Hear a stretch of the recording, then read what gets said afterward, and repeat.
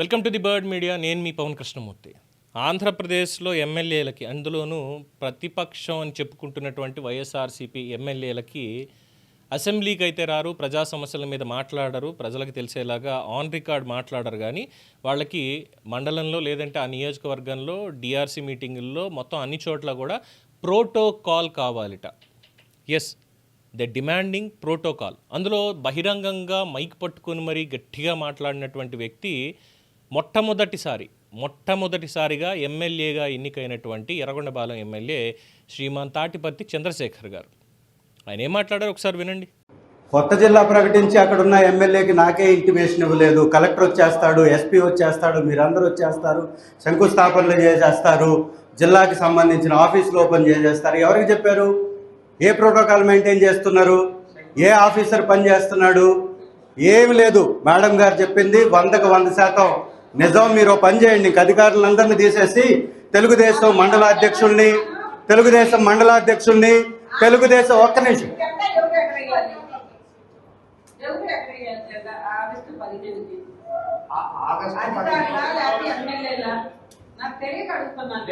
జిల్లా స్థాయిలో మినిస్టర్ గారు ఆగస్టు 15కు మండలాధ్యక్షుడు. సార్ చూసారుగా ఎంత బలంగా నిజాయితీగా ఆయన నిలదీస్తున్నాడో. అక్కడ మొన్న శంకుస్థాపన కార్యక్రమాలు జరిగాయి, కనీసం పిలుపుందా? అలాగే ఈ జిల్లాల విభజన జరిగింది. జిల్లాల విభజన జరిగినప్పుడు దాంట్లో మార్కాపురం కొత్త జిల్లాగా ఏర్పాటు చేస్తున్నారు ఇది అని వచ్చినప్పుడు కనీసం మాకు ఇంటిమేషన్ ఇచ్చారా? మండల్ లెవెల్ వాళ్ళని లేదంటే తెలుగుదేశం పార్టీ వాళ్ళని పెట్టేసుకోండి అని చెప్పి చాలా ఘాటుగా మాట్లాడారు. ఫైన్, చాలా బాగుంది. ఒక ఎమ్మెల్యేకి ప్రోటోకాల్ ఇవ్వాల్సిందే. మరి మనం ఏం చేసాం 2019 నుంచి 24 మధ్యకాలంలో? మనం ఏం చేసాం?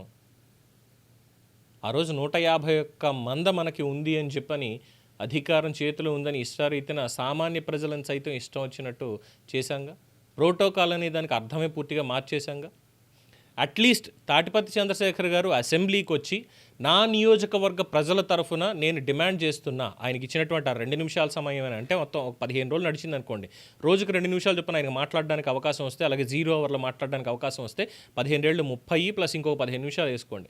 లేదు ఇంకా ఎక్స్టెన్షన్ ఇచ్చింది ప్రభుత్వం సమయం మాట్లాడడానికి, ఆయన దగ్గర పాయింట్ ఉంది, విద్వత్ ఉంది అనుకుంటే, ఆయన చెప్పేది అందరికీ ఆమోదయోగ్యంగా ఉంది అనుకుంటే ఇంకో గంట సేపు ఎక్కువ ఇవ్వచ్చేమో.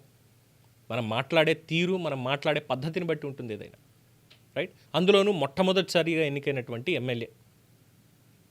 అసెంబ్లీకి మాత్రం మేము రాము.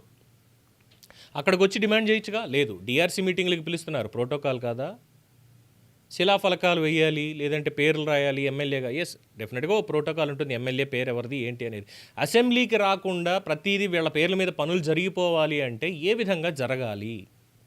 అసెంబ్లీకి ఇప్పుడు సరే, జగన్మోహన్ రెడ్డి గారు అంటే ఆయన గతంలో ఎంపీగా చేశాడు, తర్వాత ఎమ్మెల్యేగా ఎన్నికయ్యాడు, ముఖ్యమంత్రిగా చేశాడు, ఇప్పుడు పులివెందులు ఎమ్మెల్యేగా ఉన్నాడు. కాబట్టి ఆయన పులివెందుల్లో ఎవరున్నా లేకపోయినా ఆయన పేరు మీద అన్నీ నడిచిపోతూ ఉంటాయి, ఎవరున్నా లేకపోయినా.